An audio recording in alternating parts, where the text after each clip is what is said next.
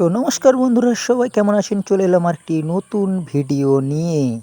সকলকে জানাই শুভ রথযাত্রার আন্তরিক প্রীতি, শুভেচ্ছা ও অভিনন্দন। চলে এসেছিলাম মারতলা দত্ত পরিবারের রথযাত্রা 2026। তাদের এই রথযাত্রা 54তম বর্ষে পড়ল।